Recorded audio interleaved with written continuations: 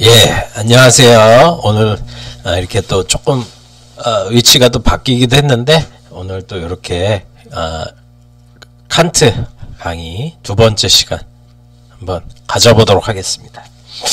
자, 어제 이제 우리가 이야기한 것은 순수 이성 비판에서 칸트가 형이상학적 관념론과 경험주의자들이 이야기했던 어떤 그런 어떤 실증주의 대상을 통해서 지각이 확보되어야 한다라는 두 가지의 입장을 비판하면서 자신의 철학을 정립을 시키려고 했다라고 말씀드렸죠. 사실 이게 이제 선엄 철학이다라고 이야기를 했습니다. 그러니까 자아가 가지고 있는 어떤 형식적이고 자유롭되 텅 빈 그런 지점을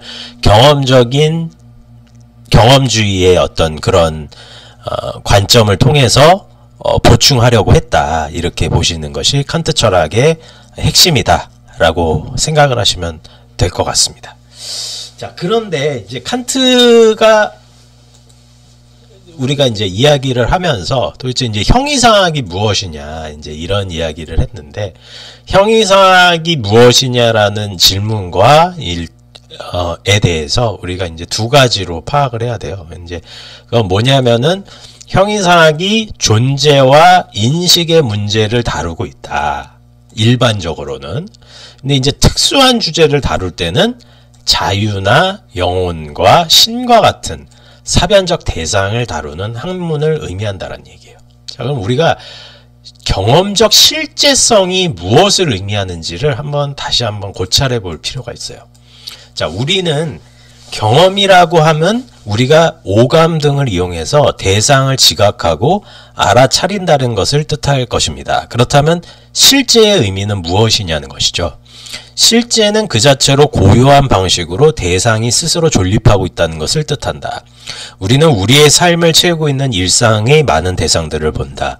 나무, 관목, 꽃, 바위, 도로, 건물, 여러 짐승들, 옷 등등. 그 대상은 무제한적으로 많다는 것이죠.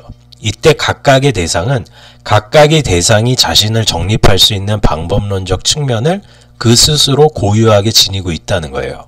이때 이러한 고유한 대상이 지닌 대상의 존립 방법론의 고유성은 주관이 행하는 인식과는 전혀 무관하게 스스로 존립한다는 얘기입니다. 그리고 우리가 실제론에서 항상 이제 잊으면 안 되는 말이 뭐였냐면은 그 말이었죠. 플라톤의 이데아를 항상 생각을 하시는 것이 좋다라고 말씀을 드렸죠. 이제 플라톤의 이데아는 뭐다?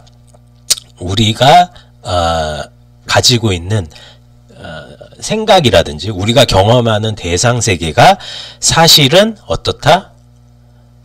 모상 세계이며 원형 세계를 따라한 세계를 우리가 다시 껍데기만 느낀다라는 얘기겠죠. 그렇다면 원형 세계는 뭐를 의미할까요? 원형 세계. 원형 세계는 사실은 어떤 의미에서 보면은 우리가 가지고 갈 수가 없는 우리 바깥에 있는 하나의 객관적인 실제 세계라는 이야기죠. 그러니까 우리가 그러면은 이거는 외적 형식으로만 남을 수밖에 없고 이름뿐인 명목론, 유명론으로 떨어질 수가 있어요. 오직 유자의 이름 명자, 오직 이름만 있는 명칭으로 격화될 수가 있다라는 게 플라톤이 가지고 있는 이데아의 실제론의 한계였어요. 근데 그렇다면 경험적 실제로는 뭐냐? 우리의 관념 밖에 지각할 수 있는 대상이 확보하게 처리가 돼 있다는 거예요. 예를 들어서 이런 리모컨이다 싶으면은 이 리모컨은 어때요? 우리 바깥에 실제적으로 완전히 있잖아요. 이것은 우리의 의식과 우리의 관념과는 동떨어진 채 완전히 존립하고 있다는 얘기예요. 이런 게 실제한다라고 이야기를 하는 거예요. 무슨 얘기인지 아시겠죠? 그런데 관념은 이런 식으로 칸트에 따르면은 실제한다라고 따질 수는 없다라는 것이 칸트의 생각이었습니다. 자, 그러면은 칸트가 순수 이성 비판에서 비판하고자 하는 것은 기본적으로 형이상학적 독단론으로 보아야 한다는 거예요. 물론 칸트는 개념 없는 직관의 맹목적임과 직관 없는 개념의 공허함을 함께 이야기는 했죠. 하지만 진정으로 칸트가 구현하고자 하는 바는 기존의 형이상학적 체계를 비판함으로써 철학을 하나의 학문으로 정립하고자 했던 것에서 구할 수가 있다는 겁니다. 무슨 얘기인지 조금 어렵죠.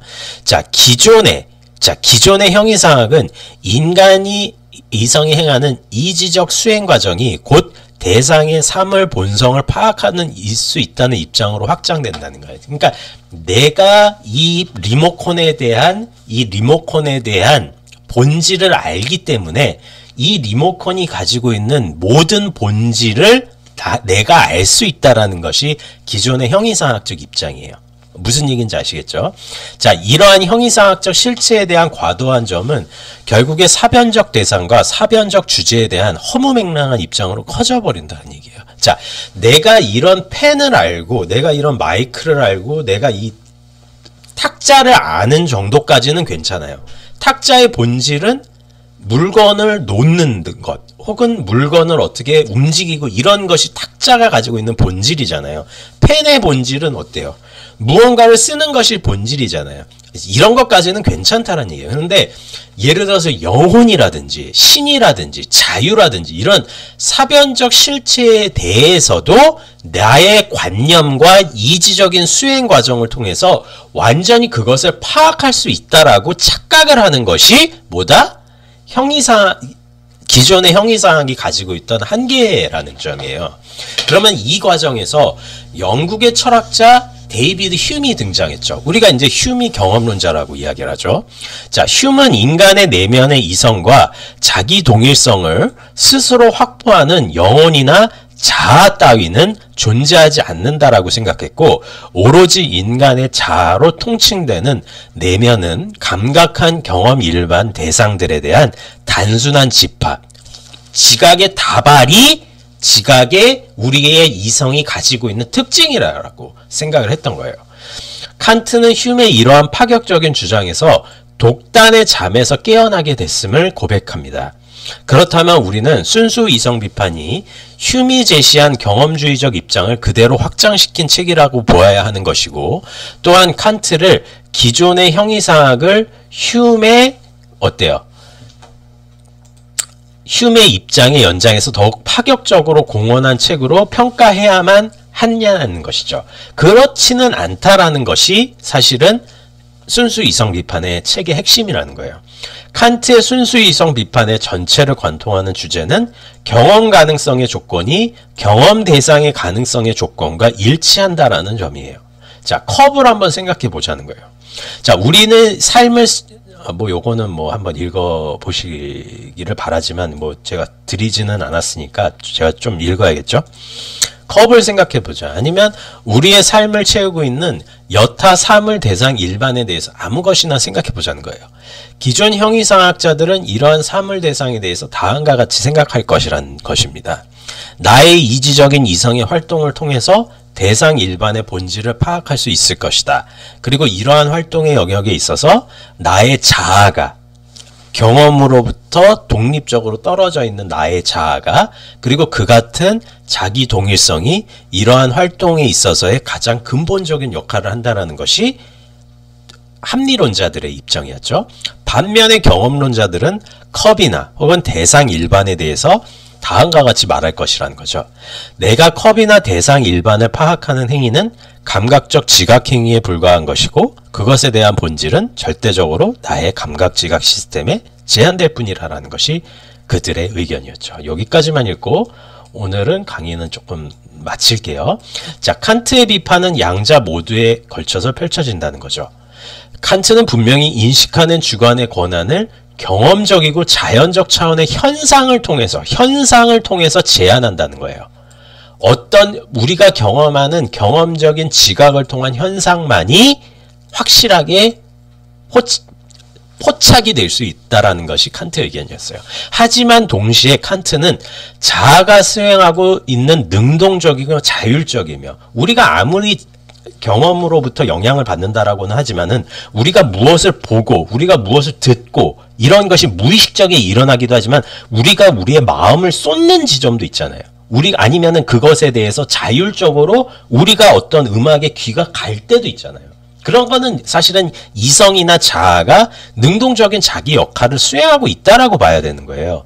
그 같은 자동적이고 자율적인 역할을 쉼과 같은 경험론자들처럼 일방적으로 폄훼하지도 않는다라는 점입니다. 자, 요거가 굉장히 중요하다. 이렇게 한번 생각을 해보시고, 제가 저번 시간에도 자아와 비자를 이야기했던 것 같은데, 자아는 경험으로부터 자유롭게 있는 것, 비자는 경험되는 것으로부터 자아가 어느 정도 맞물리기에 자아의 완전한 독자성은 확보가 안 된다는 것이 비자아 철학이다.